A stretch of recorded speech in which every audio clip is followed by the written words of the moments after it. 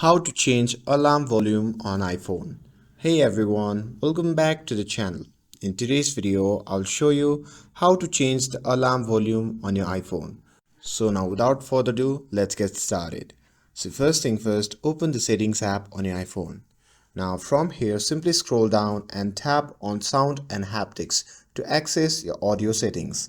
And now under the ringtone and alert section, you'll find a volume slider. You can move the slider left to decrease the alarm volume, and you can move the slider right for the loudest alarm sound. And below the slider you will see an option called change with buttons.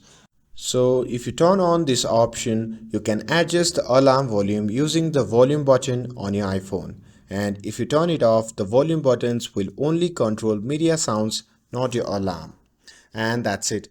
Now you know how to adjust your alarm volume on your iPhone the right way. With this, if you found this video helpful, then don't forget to like, share and subscribe to get updated for more videos. Thanks for watching, and I'll see you in the next video.